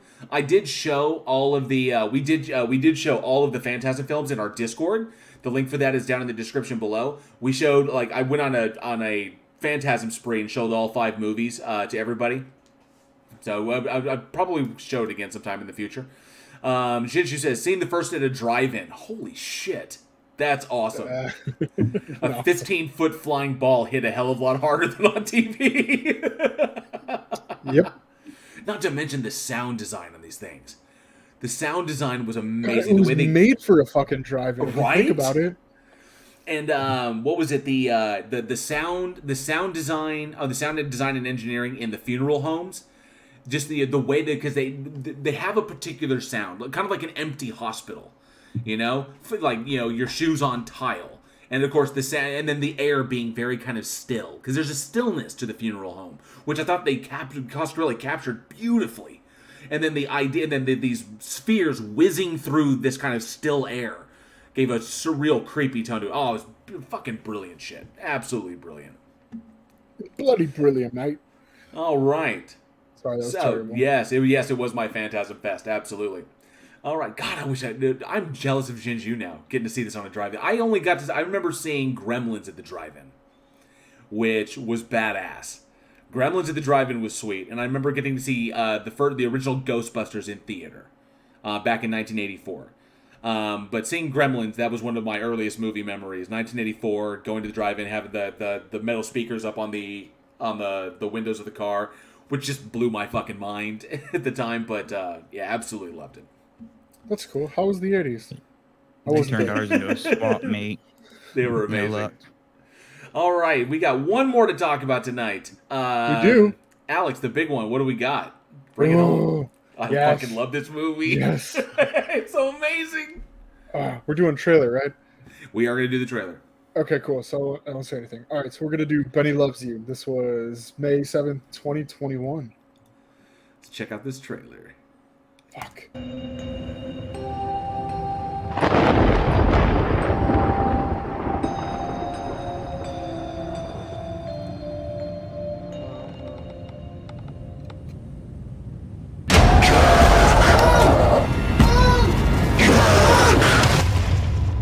This is Benny. As long as you have him by your side, nothing can ever hurt you. Not even the demons in the hallway. Apart from them.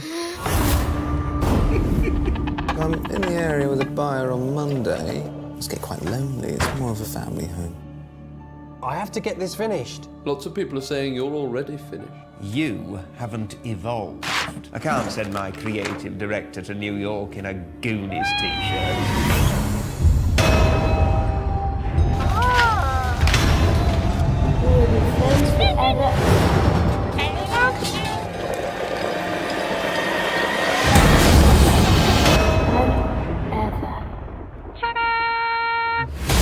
Can't be bargained with, can't be reasoned with. He doesn't feel pity or remorse. He absolutely will not stop until you are dead. What's this got to do with me? Do you want another cuppa? Come on, then.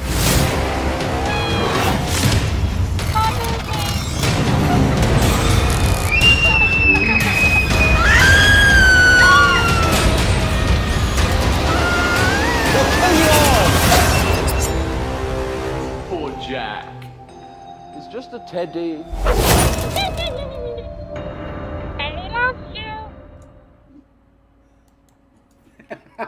This movie is fucking amazing. Whee! Say okie dokie. Okie dokie. Okie dokie. The second you see Benny for the first time, it's like, oh, this is gonna get fucking weird. Oh, God. Anyway, so this movie was written and produced by Carl Holt. It stars Claire Cartwright, George Colley, James Parsons, and David Wyman. Also, Lydia Horahan and Holt himself. See, that's what I love about modern movies. The trailers kind of give it away. So there's a failing toy designer who kind of comes into the realization that he needs to start growing up and starts making some choices in his life. One of those choices is to throw away his plushies.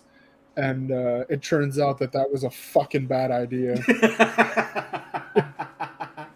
You're special.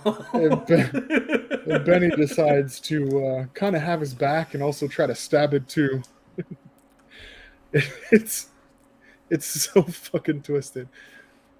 The first part you see, the very first scene of this movie, you're like, what the fuck? And then you get into, and then Benny will keep you safe. And you're like, no, the fuck, that thing is not going to keep anybody safe. It's going to kill a lot of people. Sure shit. Absolutely. First and foremost, when it comes to the absolutely a horror comedy, but really, really graphic. The violence in it is extreme, and a lot of practical effects. I don't recall a lot of CGI in this one. If it was, it's very, very slim. One thing I dug is how well they pulled off the green screen effects, because as you can tell from the trailer in and of itself, Benny is always there. There's always something to interact with, which is what is important. I think is what lends to the credibility of the movie and allows for Carl Holt who played Jack and who plays Benny himself, is the voice of Benny. So that allows him to play across with something he can physically see. And the other actors around, especially the victims, are there trying, being able to interact with Benny and actually see him, which is very, very important. I love this one. Just the little it's the nuances that make this movie. It's like little things when Benny's trying to walk, because Benny doesn't have knees. So Benny has to move like a stuffed animal would when he's bringing him a beer or bringing him tea. And he's like jumping all over the place because of the way he has to move. Was fucking brilliant. This one is straight up a zany and gruesome playdate, and the merits of it are that it's absolutely fun, and it's cool because there's a relatively low budget quality to it, but this is what happens. Ultimately, this is an example of when you have excellent planning, you know how you're going to pull off your monsters, and I think the CGI pretty much relegated to the robot. To the robot toy, except for in the more motion sequences, was I think that might have been a CGI fight, or maybe just the robot itself, because the robot itself was kind of a badass.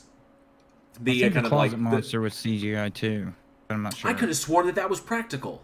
Was it? I'll have to look back at it. It's kind of a dark scene, but it is. It just seemed like the way it shifted. It's hard because we're getting so good at it. I know, right? And it was kind of shadowy, and then the thing comes out. Like, the hand looked real, and you could easily pull that off with a puppet, but it looked effective. It actually kind of gave me some Cat's Eye vibes there from the troll in Cat's Eye.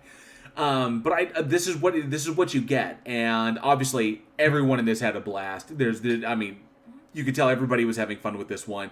The cops were brilliant. All the characters were brilliant. Richard was fucking hilarious. Everyone. Can we talk about the one French. aspect with the cops?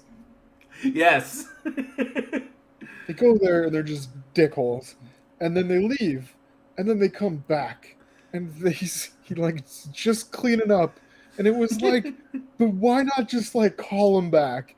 Because honestly, two things are going to happen. They're gonna believe you, or you're gonna go somewhere really safe. It's like, yeah. Why did you try to hide that? I don't want to give as much away because this is pretty new. Show the murdering doll and move on. We want to avoid too many spoilers this, because there's still a moratorium. This one just came out. Yeah. Just came out last year, so we don't want to spoil how it ends or how it comes out. Just that you'll see a bunch of really, really crazy shit in it. It's a super gory movie, and it's drop dead hilarious. Everyone fires on all cylinders in this one. The big aspect of this one, and what I dug, what really separates it, other than the fact that this is a fun romp with a crazy toy and the character Jack, and how they kind of make it work, and then it doesn't work, to the point where it works until it doesn't work anymore. But I love this one because your vast majority of your evil toy or your evil doll or whatever movies are centered around the fact that the doll itself is evil and is doing all these things. I liked that Benny was actually kind of a side aspect to Jack. That it was really Jack's Arrested Development that takes the center stage here. Jack's inability to grow up. The character in and of himself, he's 30, just turned, like at the start of the movie, he turns 35. And he's still living with his parents. He's in his old room with all of his old, decorations. Like, it's literally, he's a child's life. He doesn't want to move out. His parents still pretty much accept him as being 35, and they still throw him a birthday party every single year, a surprise birthday party that he knows is coming, and that nobody comes to. It's just for him. And so he's living this kind of this sheltered life, this sheltered existence, which he has had no need to grow up. He has a job, but he doesn't really need to excel at it because nothing is demanded of him. He's a toy designer, and he doesn't even really have to be good because he lives at home. He has nothing to lose, and so then you run into the situation where, unfortunately, I don't want to spoil it, but he is then forced to grow up. And it is his Arrested Development that takes the center stage on this.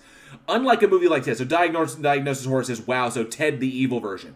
Kind of similar if they were to focus a lot on the fact that, not so much that Ted is alive, but more on the fact that Mark Wahlberg's character cannot outgrow Ted.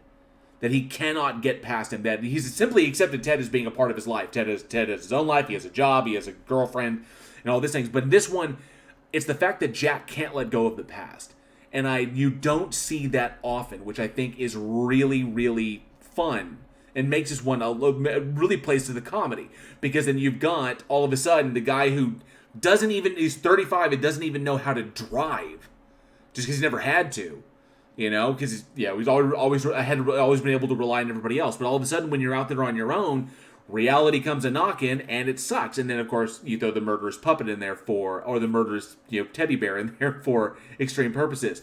I liked it because it's obviously the metaphor that sits there is that being able to let go of your past, and your past being an anchor to you. But sometimes the past itself will not let you go until you dealt with it. So it's a twofold thing. Sometimes you can't let go of it until you deal with it and have closure. But sometimes the fear of that, or the difficulty in that, or the risk in doing that, what you give up for the unknown, some people just can't get past that. And I like that was the focus of this, because it's so often not. No, more often the focus is, why is the doll evil? Why is it possessed or something? Or why is it come to life? Why is it killing people? And stuff like that. That's a straight horror film. Moving this, and this is where we have the fine example going full circle, going back to the Black Cat. This is what happens when you allow the comedy to rest comfortably with the horror, when you allow them to complement one another. And this is how you do it appropriately. And that's something that we keep Would you say appropriately? Sorry. Keep glancing across lately, and I'm taking a drink, man.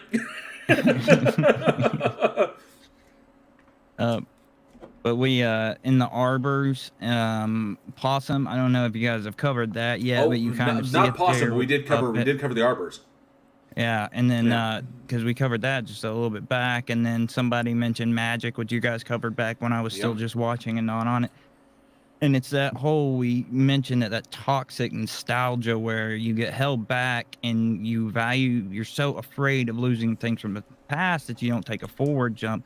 And I think that plays really well to a horror audience, because people see us watching these things and engaging with them. And there's so many people that are like, oh, that's so childish. Why wouldn't you get interested in that? That's not adult at all. When the reality is that, a lot of us are more psychologically healthy than the average person who doesn't engage with this, doesn't, go for that part of their personality. So, we see it play out on screen. We find it interesting. We joke about it. We talk about it. But we're not out there, murdering people left and right. And I mean, maybe it's just me, but I run into a lot of people that are like, you tell them, I'm like, oh, this is a podcast. And they're like, really? And it's like, yes, this is valid. Fuck you. One thing I my gotta dark ask you, thoughts are valid. Fuck off. Don't you invalidate me. So, one thing I gotta ask you, and maybe this is just me, and because, I won't lie, I have something, I still have the bear from my childhood. that I grew up with. It's a panda that was bought for me when I was, I think, 5. I was either 4 or 5, but it was a panda that was bought for me when the pandas first came to the San Diego Zoo. And I think I was 5. I think because my brother got one too, and my brother's 5 years younger than I am. But I got a panda, and that panda is still sitting in my closet. So I haven't had the heart to throw it away. Yes, absolutely. Have you checked recently? And did anybody else, maybe this kind of plays to what Aaron was talking about. We can kind of deal with these things a little bit better. We can internalize them. We can see it from the other perspective. Did anybody else feel bad for Benny after the what sequence I'm talking about? I don't want to spoil it. Did that not elicit kind of like you was looking like, aw? I felt bad for him across the board. He's just murdering a little mogwai. I mean, you're not wrong. There is an aspect because I think this movie was good because of the generation we grew up in. We weren't our parents who were like, give up the toys and video games and go play outside. We've got that sympathy for children now because it's like, be a kid as long as you fucking can because life is bullshit. So be a kid as long as you can. Take care of your shit, but also, live in that past. And like you say, you've got that in your closet and it's something that you think about. I have a Beanie Baby. I know everybody had Beanie Babies, but I have a specific one that I loved when I was a kid that I now have passed on to my child. And that meant a lot. And it meant a lot to her. And so there's an aspect there that you can kind of connect with a toy. It doesn't have to be a plush or, a teddy bear or something. It can be something is a childhood memory that you have hung on to because it means so much and you feel stupid for holding on to it, but also it means a lot to you. Don't ever feel stupid for holding on to something from your childhood, dude. Like we got one life here and that was the best times of our life. Hold on to it. Don't ever feel bad, but also don't hold on so tight that it murders your girlfriend. You can't live there is the problem. Right. Acknowledge that it's there. Acknowledge that it was a thing, and then kind of take the steps you need to move on. Don't hold on so tight that it kills the people you love. Well, you can take relief from it, but don't take shelter in it. It's not going to protect you. Hey, that's good. You can take relief, but don't take shelter. I like that. I went and got mine out, and the dog took off its nose, so I'm eye for eye and a bitch after this. So if my wife's watching, you better go hide your fucking dog. That took a real hard left turn. Diagnosis Horror says, I was 5 when I got my safety item, a blanket with a teddy bear on it. I still have it in the closet storage, a little worse for the wear, though. I think a lot of us probably still have it. And, it's there. And, obviously, I know that, I'm pretty sure that my old one is in a bag. That it's in a duffel. Okay, I was really hoping to look back at your background and see the bear on Jason's shoulder, because that would have been fucking amazing. Sarcasm says, I do sympathize with Benny because he was only ever trying to make his childhood friend happy in a very psychotic, twisted way. Oh, that's fucked up. That's like dogs. Like, you're there their whole lives, but, they're a small part of yours, but you're their entire whole life. Yeah. Okay, that's wrote it no last names. As Mr. Mom said, we all have to let go of our woobie eventually. Our woobie eventually. This is true. But you don't kick him out of the house. It's not trash. It's got a good thing to... Oh, sorry. No, it's not trash. Oh, no, it's not. The thing has a good thing to say about creativity, especially, too, because if you're going to be creative, you've got to hold a part of your childhood with you the whole time to stay that way. You have to preserve your imagination. There's a whole, I put away childish things, and as we've gone on, we've realized that that's not the way to achieve a psychological balance. You've got to learn to make that a part of you and function. That's what he's failed to do. It's so extreme one way or another, and I think you kind of see that in the way it plays out without giving it away. Is at first he's almost completely childish, and later he's bending the other way, but at the same time, Benny is breaking away from him and wreaking havoc rather than, doing both and putting him in their proper place and time. Agreed.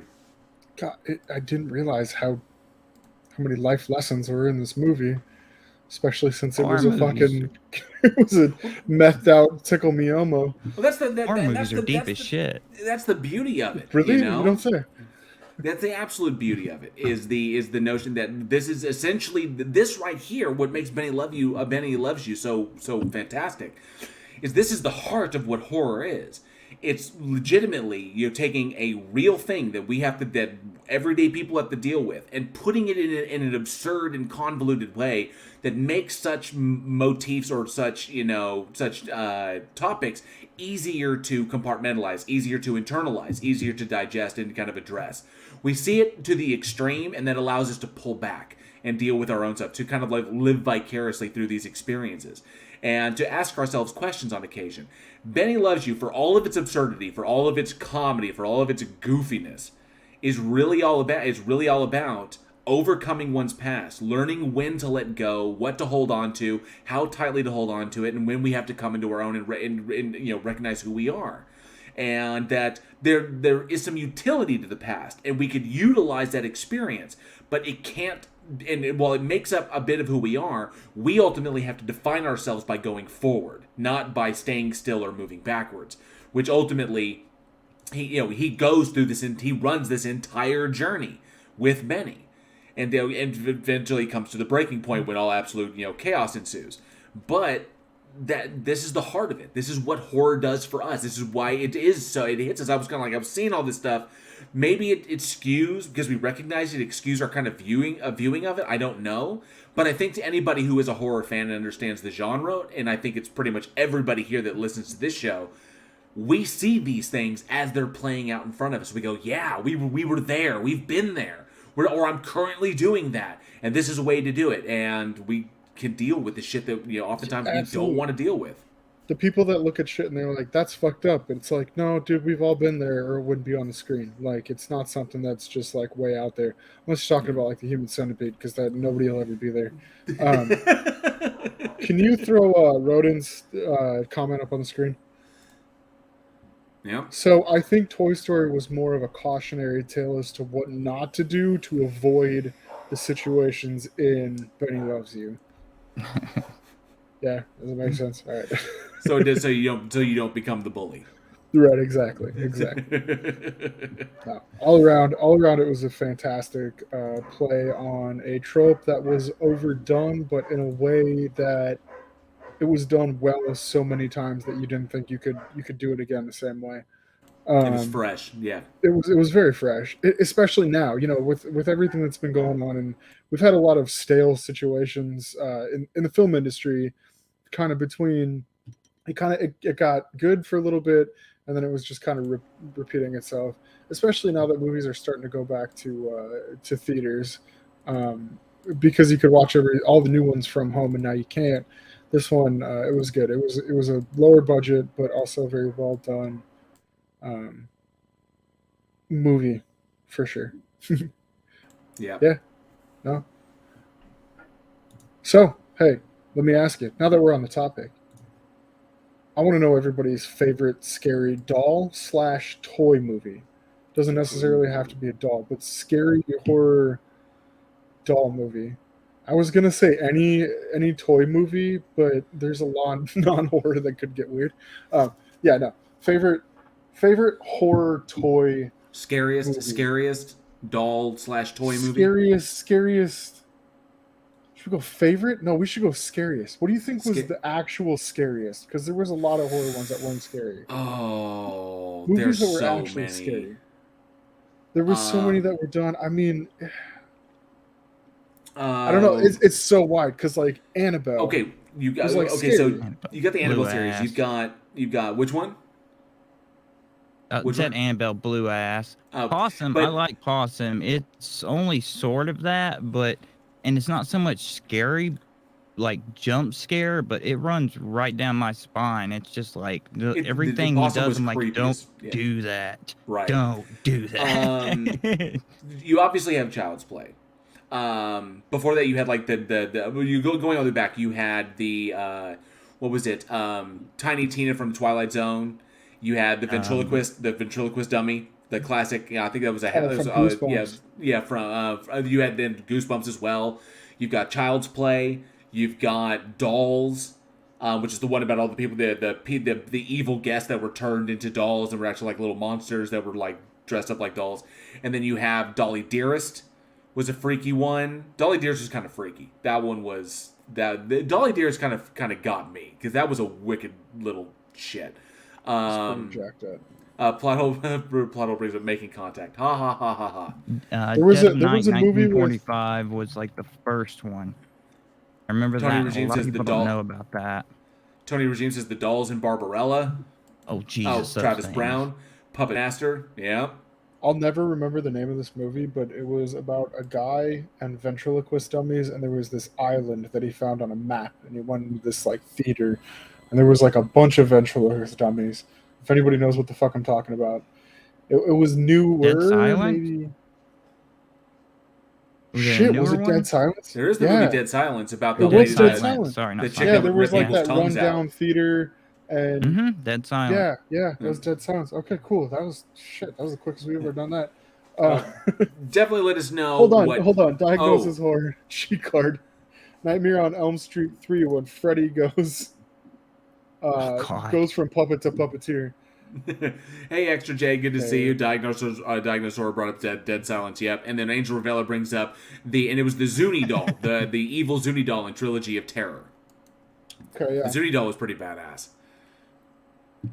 All right, so definitely let us know what your what the scariest doll or toy movie that you ever saw down in the comments below or at weekinhorror@gmail.com. I can tell you, my brother's demonic toys freaked my brother out something fierce.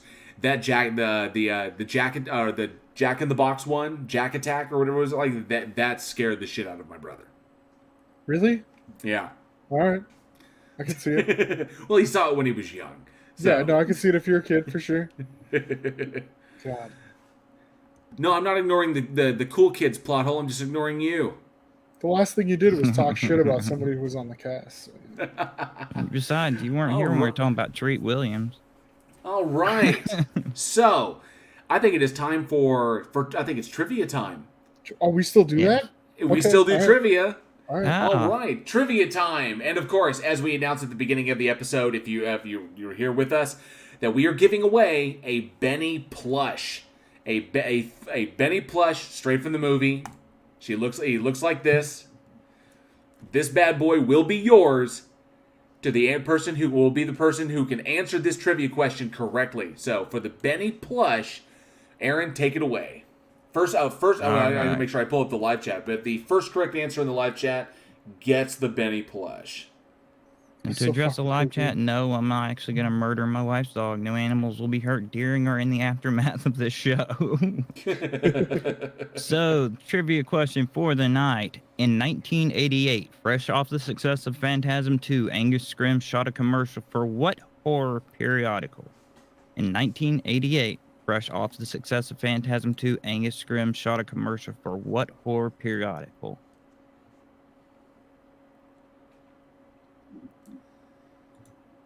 Ploddle says, I know the answer. Of course you do. Because you have access to the script. Yeah.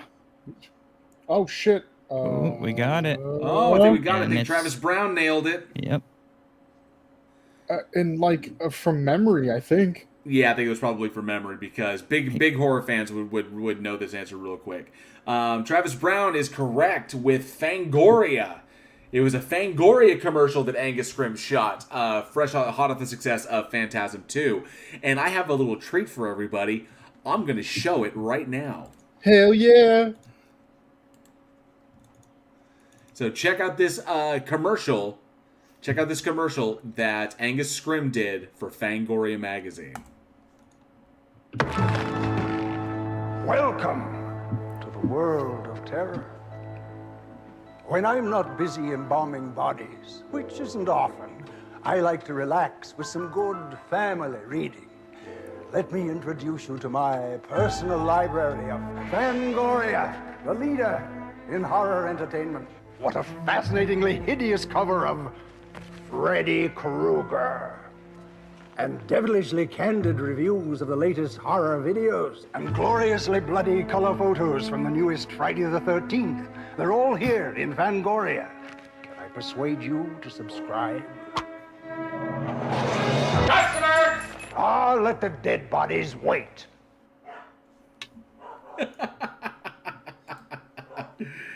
Oh, that's amazing. That was amazing. God, so old. Shit.